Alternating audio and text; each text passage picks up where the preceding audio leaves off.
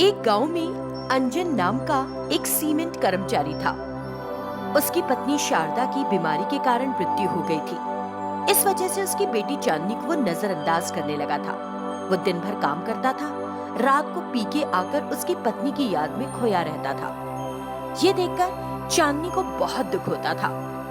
एक रोज चांदनी, पापा, तुम हमेशा मरी हुई माँ के बारे में ही सोचते रहते हो। आंखों के सामने की बेटी तुम्हें नजर नहीं आती है। क्यों पापा, मेरा जीना तुम्हें पसंद नहीं है क्या पापा? चांदनी रोती रहती है।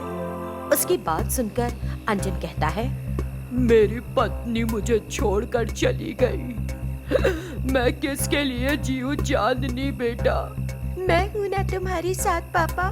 तुम्हारी बेटी मेरे लिए जियो। अंजया सो जाता है। चांदनी को कुछ समझ में नहीं आता।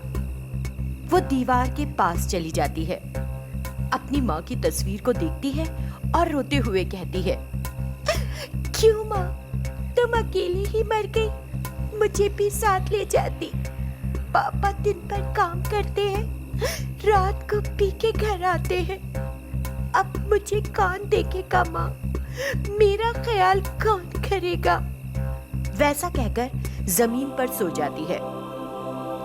मध्य रात्रि समय में शारदा की आत्मा बेटी चांदनी के पास प्रकट होती है। पति अंजन के पास जाकर बेटी के दुख के बारे में बताती है। ना उसको माँ का प्यार है, ना पिता का प्यार। अकेले ही रहती है वो बेचारी। मैं क्या करूं शारदा, तुम मुझे और हमारी बेटी चांदनी को अकेला छोड़कर जो चली गई हो, इसीलिए तुम फिर से शादी कर लो। उसे माँ का प्यार भी मिल जाएगा और तुम्हें एक साथी। ऐसा कहकर शारदा की आत्मा चली गई। दूसरे दिन अंजन सुगना नाम की स्त्री के साथ विवाह करके घर आता है। ये देखकर चांदनी चौंक जाती है। पापा, ये औरत कौन है? माँ के लिए तुम बहुत रोती थी ना, तुम्हारी नई माँ है ये बेटी। मेरे को ये माँ पसंद नहीं आई। मुझे तो मेरी माँ चाहिए। प्लीज इसे जाने के लिए कह दो पापा। ये बातें सुनकर सुगना माँ को गुस्सा आ जाता है, लेकिन पति के चेहरे को देखकर चुप रहती है और कहती है, अभी अभी मिली है ना, साथ रहेगी तो सब ठीक हो जाएगा। तुमको काम पर जाना है ना? चांदनी से बिना कुछ कहे अंजन उसके काम पर चला जाता है। सुगना माँ क्रोध से चांदनी की ओर आती है। क्यों बेटी, मैं तुम्हें पसंद नहीं आई? अब देखो मैं तुम्हारे साथ क्या करूंगी। इधर उधर देखती है, सामने एक लकड़ी नजर आती है। उस लकड़ी से चांदनी को बहुत मारती है। अब एक बात ध्यान से सुन, मैं आज से घर की रानी हूँ, तुम मेरी दासी हो। तुम मुझे मेम साहब कहकर बुलाओगी, मेरी बात सुनोगी, मैं जो बनाऊंगी वही खाओगी, नहीं तो तुम्हारी चमड़ी से मैं अपने जूते सिलवाऊंगी, याद रखना। ऐसा कहकर सुगना बाहर चली जाती है। शरीर पे घाव की वजह से चांदनी रोती रहती है। ये देखकर शारदा की आत्मा को बहुत दुख होता है। कुछ दिनों के बाद चांदनी घर के बाहर के अंदर की काम करते हुए चक्कर खाने लगती है। मेम साहब, मुझे चक्कर आ रहे हैं। मैं कुछ काम नहीं कर पाऊंगी आज। मैं जाकर सो जाऊं थोड़ी देर के लिए। तुम्हारा दुख मुझे समझ में आ गया। इसका इलाज मेरे पास है बेटा। वो ले जाकर चांदनी को बाहर खड़ा कर देती है। गांव में एक बैल रहता है, सामने जो आया उसको मार के चला जाता है। इधर खड़ी रहो, शायद उसे देखकर तुम में ताकत आ जाएगी। ऐसा कहकर वो अंदर जाकर घर की कुंडी लगा लेती है। अहंकार से चूर बैल चांदनी के सामने आ जाता है। बैल को अपने सामने आते देख चांदनी अपनी दोनों आंखें बंद कर लेती है।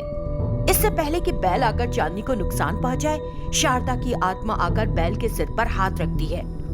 बैल उल्टे पैर वापस चला जाता है। खिड़की से ये दृश्य देखकर सुगना चांदनी के पास एक औरत को देखकर घबरा जाती है। शारदा की आत्मा सुगना के पास आई देखो मेरी सौत, चांदनी मेरी बेटी है, याद रखना। इतने समय तक तुम बेटी का प्रेम समझोगी, इसलिए मैं चुप थी, लेकिन तुम नहीं बदली। बताओ मैं क्या करूं तुम्हारा? एक और मौका दीजिए, इसके बाद आप देखिएगा मैं चांदनी को कैसे रखूंगी। एक मौके के लिए गिड़गिड़ाती है। शारदा की आत्माएं सुनकर वहां से चली जाती है।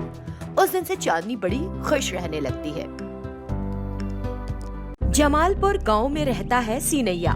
एक दिन अपने बास के ऑटो की ओर देखते हुए, शुरुआती दिनों में जब मैं तुम्हें बनाकर लोगों के सामने लेकर आया तो लोगों ने कहा, वाओ, बास की डंडियों का ऑटो। वे मेरे ही ऑटो में सफर करते थे और मुझे ज्यादा पैसे मिलते थे। अब ऐसे कई ऑटो चल रहे हैं, तुम्हारी तरफ से कोई आमदनी नहीं। समझ नहीं आ रहा कि तुम्हारा क्या करूं। सीनैया चिंता करता रहता है।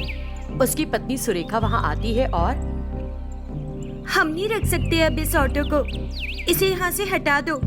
इसकी वजह से हम पर जो कर्ज चढ़ रहा है वो आमदनी से कहीं ज्यादा है।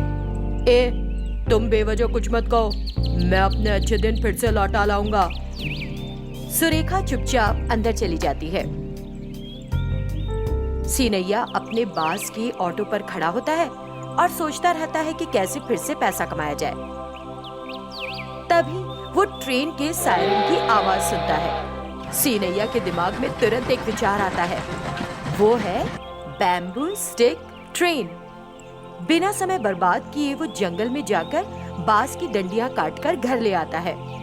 वो दिन रात मेहनत करता है और आखिर में वो बैम्बू ट्रेन बना लेता है। उसकी पत्नी सुरेखा और बेटी बांस की ट्रेन को देखकर खुश हो जाती हैं। सीनैया अपनी नई बनी बांस की ट्रेन से पूरे गांव में घूमता रहता है। उस ट्रेन को देखकर ग्रामीण हैरान रह जाते हैं। उस दिन से ग्रामीण उसकी बांस ट्रेन का उपयोग करते हैं और उस यात्रा के दौरान रोमांच महसूस करते हैं। इससे सीनैया की आमदनी बढ़ जाती है।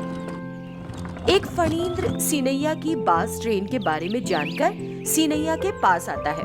वो सीनैया को उसकी ट्रेन के समान एक और बांस ट्रेन तैयार करने के लिए कहता है। सीनैया, तुम जितना भी पैसा मांगोगे मैं दूंगा। बांस की ट्रेन बनाकर जरा मुझे भी दे दो ना। फणींद्र सीनैया को कुछ पैसे देता है।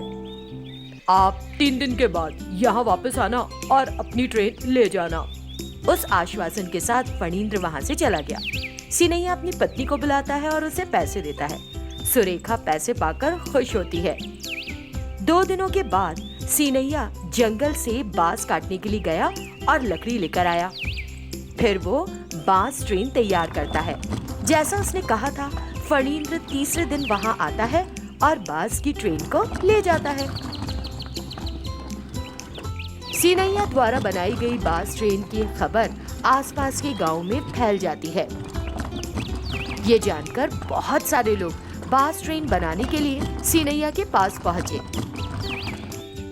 जैसे जैसे दिन बीतते हैं, सीनैया की आमदनी बढ़ती ही जाती है, लेकिन धीरे धीरे सीनैया का आलस भी बढ़ता जाता है। पड़ोस के गांव से एक दिन गणेश नाम का एक व्यक्ति सीनैया के पास आता है। वो सीनैया से बांस की ट्रेन बनाने और उसे देने का अनुरोध करता है। वो उसे पूरे पैसे भी देता है। सीनैया पैसे ले लेता है और गणेश को बांस की ट्रेन लेने के लिए 3 दिन बाद आने के लिए कहता है। बिना कोई और बात कहे गणेश वहाँ से चला जाता है। 3 दिन बीत जाते हैं और गणेश बांस की ट्रेन लेने के लिए सीनैया के पास आता है। सीनैया को समझ नहीं आता कि गणेश को क्या जवाब दे। वो सोचता है कि वो बांस की ट्रेन बनाने से मना नहीं कर सकता, क्योंकि उसने पूरी रकम ले ली। प्लीज मुझे कुछ और दिन का समय दे दो। मेरी तबीयत ठीक नहीं थी, सो ट्रेन तैयार नहीं कर सका। तुम 1 हफ्ते के बाद आना, मैं ट्रेन तैयार कर दूंगा और तुम्हें दे दूंगा। सीनैया के ऐसे कहने पर गणेश क्या कहता, वो चुपचाप वहाँ से चला गया। सीनैया का आलस दिन ब दिन बढ़ता ही गया। वो वादा किए गए सप्ताह के समय के भीतर फिर से ट्रेन नहीं बनाता है। ये देख के उसकी पत्नी सुरेखा, अयो रामा, अपनी आलस से यदि तुम काम नहीं करोगी तो कैसे चलेगा? उसे दिया गया सप्ताह का समय कल तक समाप्त हो जाएगा। वो कल आएगा तो तुम उससे क्या कहोगे? तुम ज्यादा बात मत करो, मुझे पता है मुझे क्या करना है। कैसे करोगे और कब करोगे? जंगल में जाकर बांस की डंडियां लाने से शुरू करना है, तभी तो ट्रेन तैयार हो पाएगी। कुछ भी नहीं हुआ है अभी तो। मुझे पता है मुझे क्या करना है, तुम चुप रहो और अंदर जाओ। आ गई मुझे पाठ पढ़ाने। ये कहकर सीनैया अपने घर में पहले से बेकार पड़ी बांस की डंडियों को इकट्ठा करता है और बांस की ट्रेन तैयार कर देता है। ये देखकर तुम इन टूटे डंडों से ट्रेन बना रही हो। रेलगाड़ी रोकते समय टूट जाएगी तो सोचो कितनी जानें जाएंगी। सीनैया को उसकी बातें पसंद नहीं आती और गुस्से में, तुम कुछ नहीं जानती, तुम अंदर जाओ, मेरे काम में दखल मत दो, कहा है ना मैंने तुमसे। सीनैया चिल्लाता है और उसे अंदर भेज देता है। गणेश वहां आता है और सीनैया उसे ट्रेन दे देता है। गणेश ट्रेन लेता है और चुपचाप चला जाता है। दिन बीतते जाते हैं और सीनैया का आलस और भी बढ़ता ही जाता है। वो हर समय काम टालता ही रहता है, ऑर्डर्स के पैसे लेता रहता है और काम करके देता नहीं। गणेश की बांस की ट्रेन के चलते हुए एक एक करके डब्बे अलग होते जाते हैं। गणेश सोचता है कि सीनैया ने पैसे पूरे लेकर भी उसे बेकार बांस की डंडियों से बनी ट्रेन दे दी, तो वो गुस्से में सीनैया के घर आता है। तूने मुझसे पैसे तो पूरे ले लिए और बेकार की बांस की लकड़ियों से बनी ट्रेन मुझे पकड़ा दी। मुझे मेरे पैसे चाहिए, नहीं तो तुमने मेरे साथ जो धोखेबाजी की उसके लिए मैं तुम्हारे ऊपर केस करूंगा। गणेश ने सीनैया को धमकाया तो सुरेखा डर गई। तुम्हारे आलस के कारण हमारा पूरा परिवार सड़क पर आ जाएगा। अब कम से कम अपनी आंखें खोलो और आलस से तौबा तो करो। इस बार सीनैया को पत्नी की बात समझ में आती है। वो अपना आलस छोड़ देता है और पहले की तरह अपना काम करना शुरू करता है।